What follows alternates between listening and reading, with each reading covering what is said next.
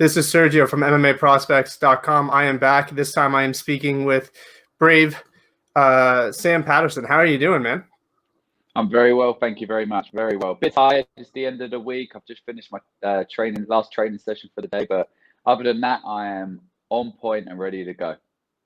What's your training like now? I mean, I'm sure things are ramped up now. You've got a fight coming up, so I'm sure you're picking things up a bit. But overall, how are you feeling? Yeah, I'm good. I'm firing on all cylinders. Been a hard 8 weeks of training. I've got one more hard week. Obviously, very smart training now. We're only 2 weeks out, 2 weeks today, so nothing that's going to cause injury or affect the fight. So yeah, I'm ready to go. I'm sharp. There's nothing else that can be done. I've just got to stay sharp, stay healthy, and not overtrain. That's the main thing. Yeah, and I think this past year really has been weird for so many fighters, especially ones who are 6, 7 fights into their career, because it really just kind of put a halt on things. But overall, you had a fight. How was your training the past year?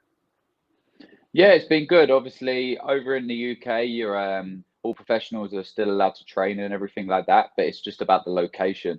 So I had to travel here, there, and everywhere to get the training in. I was able to train still. So over the past year, I've been just improving my skill set. That's been the main aim, obviously, because shows haven't been going on and organizations haven't put shows on. I had the time to take a step back and just improve my skills. And luckily we come out of lockdown for literally 3 months or 2 months, and I managed to get a fight in that time over Felipe Silva. Managed to get the victory in the first round, and then we went back into lockdown, and now we're coming back out of it. Hopefully, this is the end of the lockdown, and we can get back to normality. Do you think that that mental break was really good for you as well? I mean, you see so many up and comers who are like, I just need fights back to back to back to back. Do you think that little break was good? Yeah, I think it was. I'm still very young in the game, and I've got a lot of years to go. I'm not in any rush, so it's nice to take a step back, improve my skills, because I love to train. I don't train because I got a fight coming up. I train because I love to train.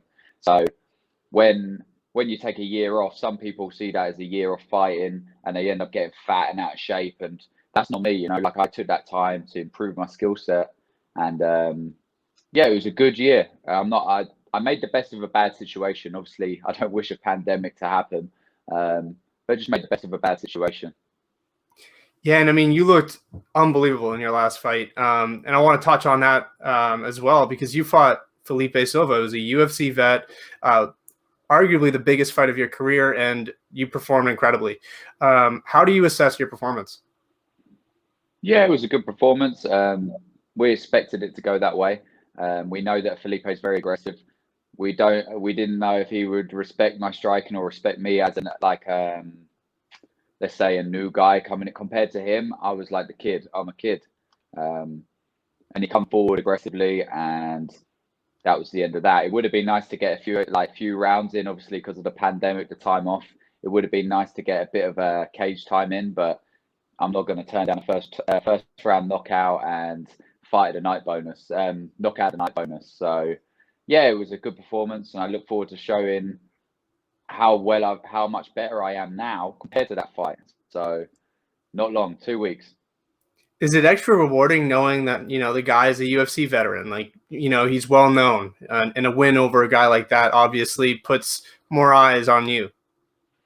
Yeah, for sure. Before the fight, a lot of people saying, "Oh yeah, he's a UFC vet. He's this, he's that." Then I go and beat him, and everyone's like, "Wow, well, he's a journeyman. He's this." They downgrade what I've just done, but yeah, for sure, I feel like I'm that caliber, UFC caliber, and I'm going to keep proving it by beating the guys they put in front of me. And if they've been in the UFC and they have that experience and the backing behind, and I go in there and beat them, it only looks better for me, Yeah, absolutely. And that leads me into this next question. I mean, the guy you're fighting, I'm going to butcher his name, Elias Digeroon, I think that's how you pronounce it. He's a PFL veteran. Yeah, you've done a better job of pronouncing his name than I do, so not too bad, my man. So yeah, he's a PFL veteran. So another big opportunity to take out a guy who's well known. Yeah, for sure. He's got he's got more wins or more losses than I've got fights in general. You know, like he's got a lot of experience compared to me, and he's a number one fighter in Western Europe. He's like you said, he's PFL. He's fought in the PFL. He's fought here, there, and everywhere, and it's going to be a great feather in my cap when I go in there and beat this guy, and then we'll see what excuses people come out with after I beat him. He's one of the most experienced fighters that you've fought. I think the only one that was more experienced, I think, was Jordan Miller. So one of the most experienced that you've fought. How do you go into a fight knowing that this guy's got so much more experience? Like you said, he's got more losses than you have fights. Does it change your preparation at all? No, for me, it doesn't really matter about. He's just got more cage time than me. Um, I believe I can beat anyone they put on the dotted line against me. If I didn't, I wouldn't be in this sport. You know, like I'm not in the sport to pick and choose my fights. Like you said, Jordan Miller, he's another one that had a lot more experience than me. And if you see my record, I think it was like 2-1. So it shows from then I've never picked my opponents, and I never will pick my opponents. I believe I'm going to be where I said I was going to be, and that's the UFC.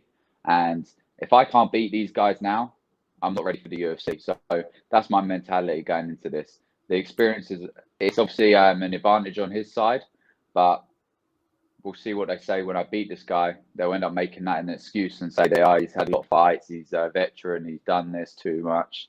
They'll downgrade my skills when I beat this guy in a couple of weeks. And I want to talk a little bit about that. You've always wanted to fight the toughest guys. It's not every day you see a guy with 5 fights sign for an organization like Brave. So I think it says a lot about where you are and where you want to be. What went behind that decision to sign with Brave so early in your career? Just opportunity, you know, like the first time that I actually fought on Brave, I lost, and I wasn't ready for Brave when that happened. I lost early in my career, and that was probably the best thing that happened. I had to go back a step and actually realize, understand the game, and get a bit more experience on the local circuit. And when Brave come around the second time, I knew I was ready. I might not have loads of fights, like I might have not have 50 fights or 20 fights like these other guys, but my mindset is what gets me through. I'm not picking and choosing my fights to get that 20-0 record. When I'm 20-0, you'll look back at my record and see the guys that I fought and gone, wow, like there's a reason. Not I'm 20-0 and I fought bums my whole career, and then I fight one good guy and then I start losing, you know. So I'm going into this. I'm in this sport to test myself, and again, it shows. My next opponent, very experienced, and if you look at it on paper, I'm meant to lose this fight. So we'll see in 2 weeks' time when I win. I love how you like embrace the underdog role. You're like, I want people to doubt me. I want people to question it. And it feels like it motivates you. Do you find it more motivating when you're the underdog? I wouldn't say more motivating, but yeah, it's a nice, like, when you go in there and beat these guys, it just raises your stock and puts you on another level. Like you were not meant to win this fight. So when you do win, and in my mind, I'm winning this fight. There's no, oh, he's an experienced guy. Oh, if I lose to him, it doesn't matter. It's just, no, I'm beating this guy. Like, it doesn't matter to me. And when I go in there and do it, and everyone turns around and goes, wow, he's fought. Look at the guy he just beat. And look at the UFC vet he beat before that. It shows that how my mind works. And I'm not cutting no corners and picking and choosing my way to the top. I want to know when I get there that I've earned it. And it's proven by the fighters that I'm getting given and the fighters that we're going against. One of the amazing things about being with Brave is the opportunities you get to travel. I mean, you've been to Saudi Arabia, Jordan. Now you get to go to Belarus. How cool is it to be able to travel to all these different parts of the world? Yeah, like it's amazing. It just feels professional, you know, like all the countries that I've been able to travel to is incredible. I can't thank Brave enough, you know, like they're going all around the world, and that means I get to go all around the world. They're a great organization. Um, they're just not as well known as other organizations because they're still quite fresh, but it feels amazing, you know, like the countries that I've been to are things that I would never growing up, or they're not on the bucket list. They're not countries you go, oh, I want to travel there when I'm older. But I get to go go to these countries and do what I love and get paid to do it. Like, all the hard work for the last 10 years has paid off because I'm doing what I love every day. I get to travel the world and fight. I ain't working no boring ass 9 to 5 job. Like, I can't, like, fair play to people to do that. And no disrespect to people to do that, but that's not me, you know, like, the countless hours I put in over the years and everything like that is paying off. And Brave are an amazing organization that allow me to travel the world and do what I love for a living. And on top of that, you get to be one of the few people that get to represent the UK. How awesome is it to be able to travel? And I think you're the only British fighter on this card in Belarus. So how cool is it to be able to hoist that flag in all these different parts of the world? Yeah, I love it. Representing the UK is like, I always represent the UK, and especially because they got so many fights from all around the world on Brave that you do end up being like the only fighter from the UK or from a certain country representing your country. I think there is another one that's just been added to the card, but he also represents Bahrain as well. The young bantamweight Mohammed Makadine or something like that. I can't pronounce his name. Yeah, Makhayev, yeah. Yeah, he's on the card and great fighter. He represents the UK as well. Because Brave have like talent from all over the world, you do end up being like the only guy flying that flag, and it's cool to do that. And especially when I'm walking out with that flag, it's just to know that I'm represented is a nice feeling. You said that you get the experience to travel to all these parts of the world. You also get to bring some people with you. Who's going with you? Who's going to be in your corner? Yeah, so for Belarus, I've got my head coach, David Lee, and I've also got Charlie Leary, who's a Bellator fighter. He's coming with us as well. So that's a great experience. I'm going to have 2 coaches with me out there. And yeah, they've helped me the whole way through camp and they do so much for me. And it'll be a great experience. Like, it's not a holiday, we're there for business, but it's just doing this journey together and getting to travel the world as a team. It just opens, like, when we're older and we can look back and tell all these stories, it's going to be pretty amazing, you know? Yeah, so I'll ask a couple more and then I'll let you go.